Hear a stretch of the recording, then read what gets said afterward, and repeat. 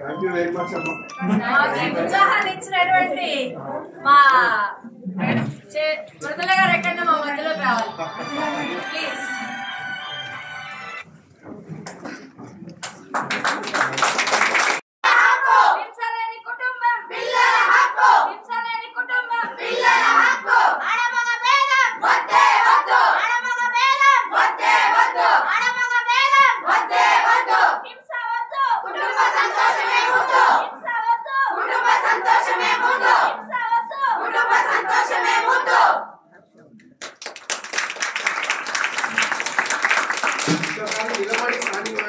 నా భర్త నాకు కావాలి మేడం. ఆయన చూడండి మేడం, తాగి ఎక్కడెక్కడ పడిపోయింది, దెబ్బలు తాకించుకున్నాడు. కానీ నా భర్త నుంచి నాకు కావాల్సింది ప్రేమ, గౌరవం, నా మీద నమ్మకం మేడం.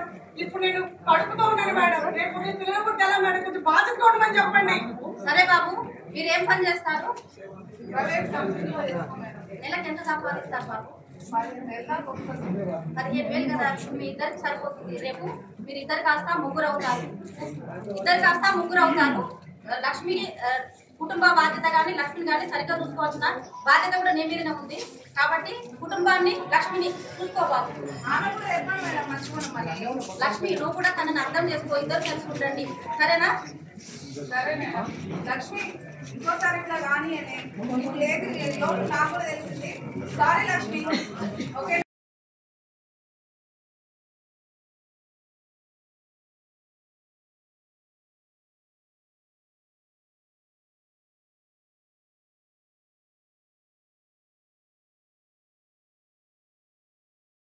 జాయిన్ చేసినాను, వాళ్ళకి ఎడ్యుకేషన్ ఇప్పిస్తున్నాను. ఇంకా చాలా విలేజెస్ తిరిగి social awareness programs, domestic violence మీద, గృహహింస మీద ఇట్లా చాలామంది ఉమెన్కి అవేర్నెస్ ప్రోగ్రామ్స్ చేస్తూ ఉన్నాను. అండ్ ఇప్పటిదాకా మా ఆర్గనైజేషన్ నుంచి, నా ఆర్గనైజేషన్ పేరు వాయిస్ ఫర్ వెల్ఫేర్. సో అదొక యూత్ ఆర్గనైజేషన్. మా ఆర్గనైజేషన్ నుంచి 273 పిల్లల్ని మేము స్కూల్స్లో జాయిన్ చేసినాము. ఒక 10,000 శానిటరీ ప్యాడ్లు మేము డిస్ట్రిబ్యూట్ చేసినాము. ఇంకా ఒక 20,000-30,000 మంది ఉమెన్ని మేము ఎంపవర్ చేసినాము. ఇంకా ఒక చాలామంది స్లమ్స్లో నుంచి పిల్లల్ని తీసుకొచ్చి మేము స్కూల్స్లో వేసినాము. ఇంకా రీసెంట్గా మా అచీవ్మెంట్స్ ఏంటంటే, నాకు రీసెంట్గా ఇండియన్ యూత్ ఐకాన్ అవార్డు వచ్చింది. ఇంకా APJ Abdul Kalam international award వచ్చింది. ఇదంతా ఎందుకు వచ్చిందంటే మేము చేసిన సేవ. అంటే సేవ అని చెప్పాలి కానీ మా వంతు, మా సోషల్ రెస్పాన్సిబిలిటీ. ఇప్పుడు నేనేం చెప్పగలుగుతానంటే, అందరూ సోషల్ రెస్పాన్సిబుల్గా ఉండాలి. బాధ్యత అనేది ఒకరు ఇవ్వరు. మనం బాధ్యత తీసుకొని మన వంతు మనం సేవ చేయాలి. అలా సేవ చేసినందుకే మనకి ఇలాంటి గుర్తింపులు వస్తున్నాయి. ఈరోజు అస్తిత్వం అవార్డు కూడా సేమ్ అలానే.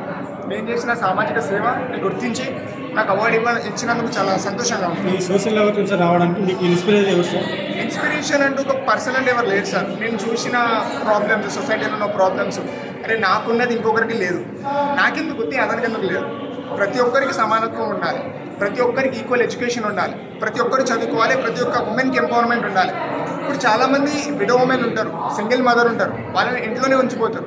చాలామంది భర్తలు తాగి వాళ్ళ భార్యలను కొడుతూ ఉంటారు. సో అప్పుడు అలాంటి పిల్లలు ఏమవుతారు, వాళ్ళకు ఒక మెంటల్ ట్రామా వచ్చేసి ఇంట్లో ఉండిపోతారు.